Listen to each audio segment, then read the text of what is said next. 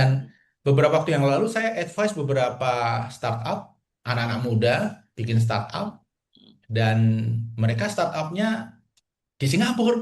Hmm, Orang-orang Indonesia bisnisnya di Indonesia. hmm. Kenapa? Pada Karena dulu. tidak akan ada investor dari luar yang mau invest ke startup Hmm. kalau berbadan hukum Indonesia. Artinya kita Oh. menghadapi masalah besar. Nah, Hmm, hmm, saya bukan ahli hukum, tapi saya mencoba membedah. hmm, hmm, Kenapa bisa begitu? Karena Indonesia adalah negara yang terbalik, Mas. Bukan terbaik, hmm, terbalik. hmm, hmm, hmm, Saya melihat ya, hukum yang harusnya penegakannya itu rigid, play by the book, ini penegakannya penuh dengan kreativitas. Tidak ada kepastian. Tergantung siapa yang, seperti musik jazz, siapa yang memainkan instrumen gitu. Ya, tapi kalau jazz kan Keputusannya bisa enak ya. macam-macam.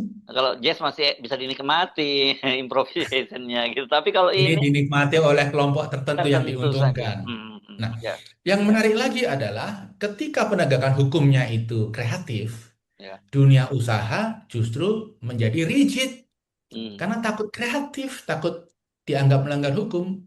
Ini yang menurut saya dampak buruk bagi ekonomi. Sehingga ada Tom Lembong, kemudian ada Nur Pamuji, kemudian ada Karen, ada Hotasi, kemudian ada Ira, hmm, ada Indar Indosat. Ini kan orang-orang inovatif, kreatif yang ingin melakukan terobosan. Ujung-ujungnya adalah kasus hukum. hmm, Sehingga kalau tidak ada perbaikan, orang-orang kreatif akan pergi, tidak akan mau masuk hmm, di birokrasi, di BUMN, di korporasi. Nah, sehingga kemarin saya mengatakan yang dikhawatirkan situasi ini akan melahirkan zombie-zombie, Mas. hmm, Zombie birokrasi, hmm. zombie BUMN, zombie korporasi. Kenapa Anda menggunakan istilah zombie itu?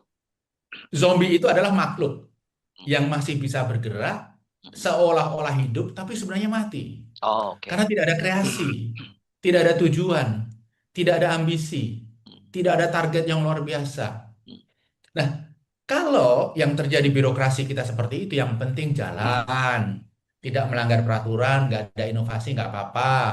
Nanti pensiun, alhamdulillah, menikmati pensiun. BUMN begitu, kemudian korporasi begitu. Ya ekonomi Indonesia akan makin terpuruk.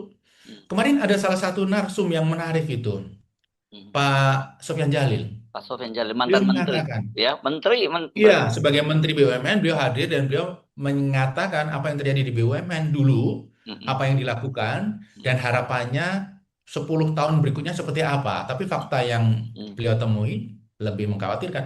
Jadi beliau mengatakan, justru di pemerintahan itu, di BUMN itu diberi diskresi pimpinan. Supaya apa? Supaya bisa menerobos regulasi-regulasi yang tumpang tindih, birokrasi yang